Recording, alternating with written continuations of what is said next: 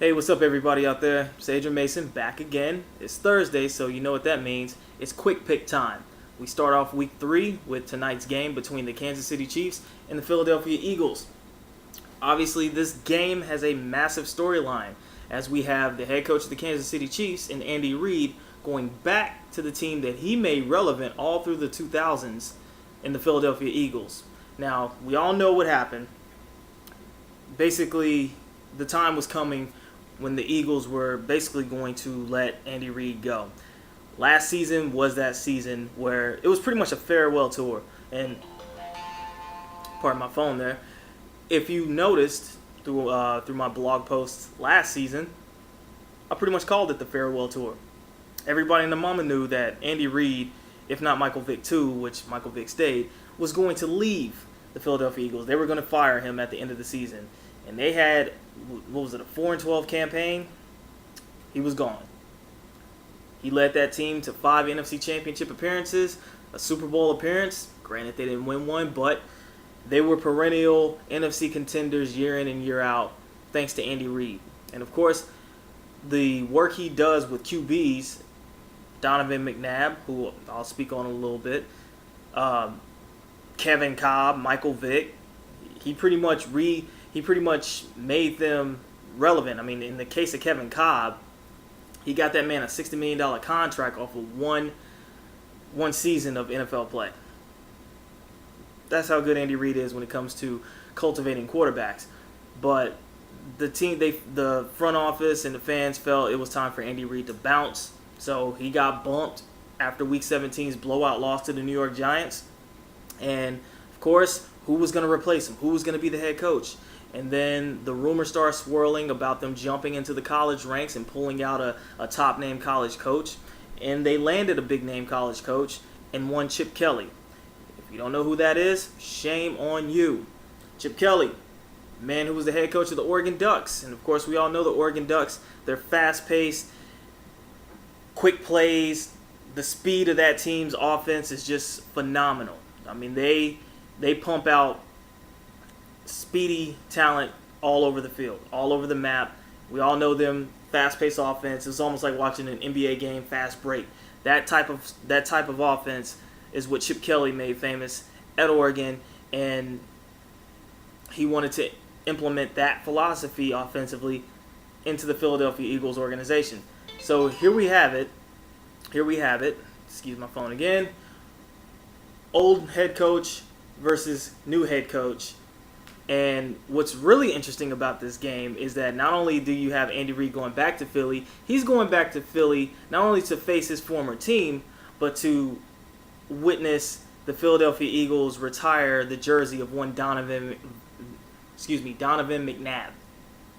Of course, Donovan McNabb, quite the story, quite the journey as a QB. When he was drafted in 1999, the Philadelphia Eagles fan base crapped all over him. And then he turned into one of the better quarterbacks in the NFL. Like I said, he was a part of that team that went to 5 NFC Championship appearances, Super Bowl appearance, and then, of course, he had the situation where the last few minutes of the game, he puked on some Willie Beeman Any Given Sunday nonsense, which is, I guess, ironic if you look at the fact that T.O. was on the Philadelphia Eagles team during that Super Bowl, and he was also in Any Given Sunday as well. So you have the Philadelphia Eagles retiring number 5, and then you have Andy Reid, who coached Donovan McNabb, coming back, but as a Kansas City Chief, and then you have Chip Kelly. It's just this is a game that on paper, before everything was all laid out for tonight, was pretty but add everything that I just discussed, it's going to be fun to watch.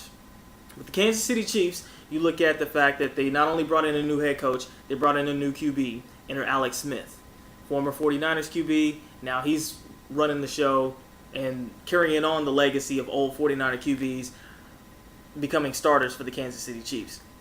But the Chiefs are 2-0.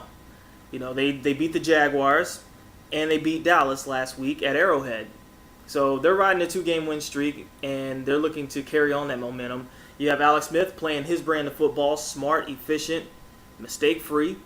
And then you have the Chiefs with Jamal Charles and Dwayne Bowe, and then of course that defense with Lamar Houston and Tamba Ali and Dontari Poe, who is starting to come on big time as one of the rising stars as a defensive tackle.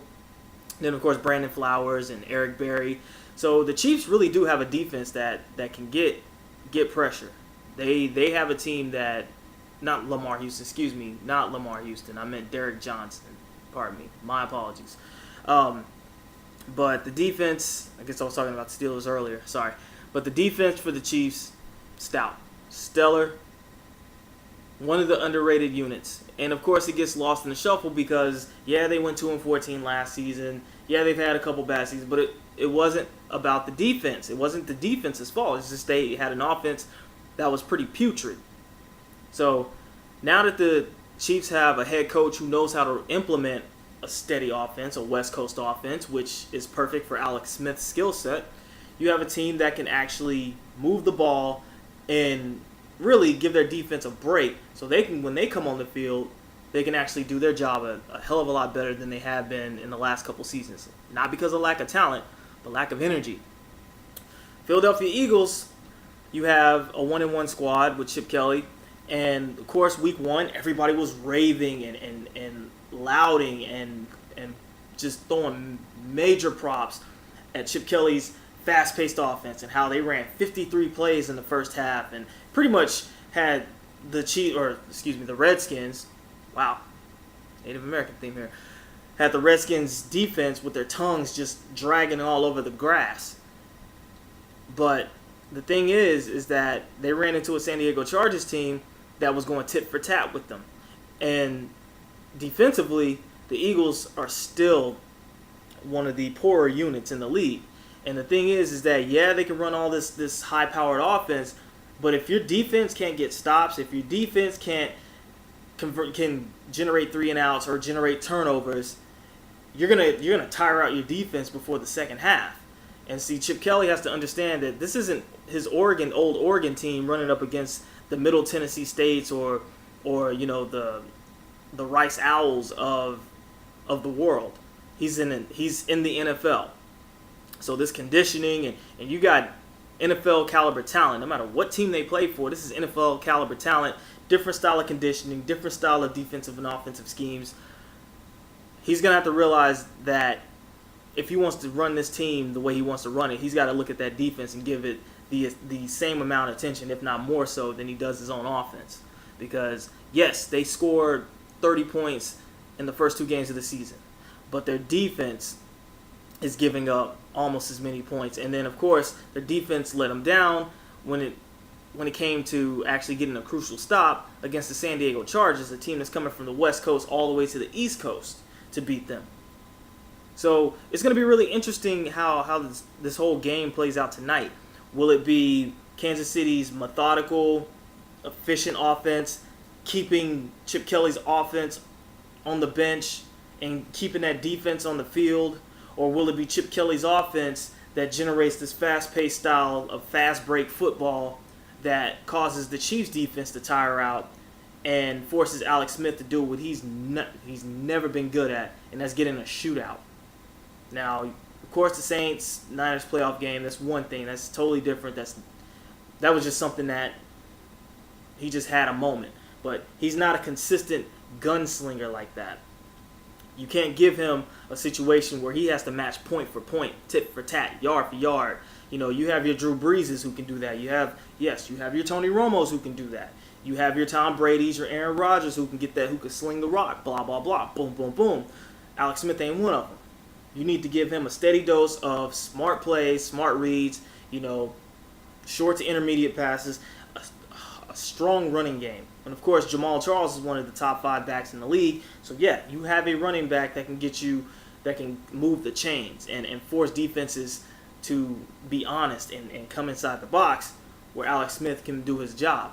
But the minute they realize that Alex Smith has to start throwing the ball, then they know. They already know he's not built for that. So it's going to be an interesting dynamic of 2 different styles of offenses. The main thing is that the Eagles need to realize that they're not going up against a chump defense. Chip Kelly needs to understand that that offense, as fast-paced as it is, they're going up against a defense that has some high caliber talent. You know, this isn't preseason. This isn't, you know, the Redskins where, you know, they got an old man at linebacker and a suspect secondary. Nah. This Chiefs defense is legit. And if they get that offense together with that defense, like I said, the Chiefs can make a run. Can make a run at least at the wild card. I don't see them dethroning Denver anytime soon, but they can be in the running for a wild card straight up. So, having said that, who is my pick? It's going to be a close one. I promise you that. It's going to come down to the final drive for a team. And I'm going to go ahead and say that for my pick, I'm picking the Chiefs.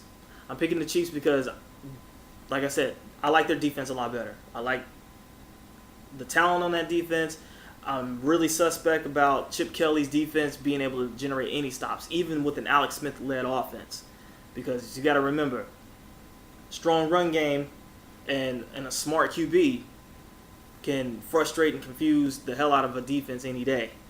And as fun and as electrifying as it is to watch Chip Kelly's fast-paced offense move the ball down the field, getting yards and getting big numbers. Of course, if you're a fantasy football owner and you're playing fantasy football and you have a Vic or a Deshaun Jackson or a LaShawn McCoy,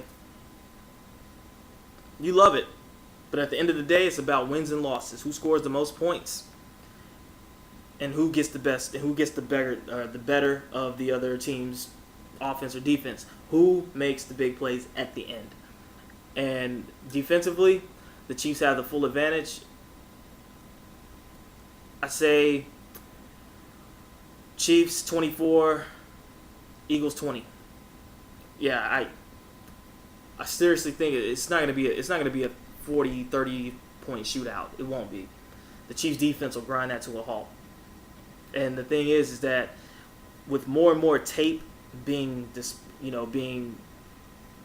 released of what the Eagles are doing now, they've already got 2 games under their belt, which means there are 2 games, at least at this point in time, where there's actual footage of how the Eagles run their offense. And it gives defensive coordinators ample time, and it gives them an opportunity to figure out a way to slow it down, if not stop it.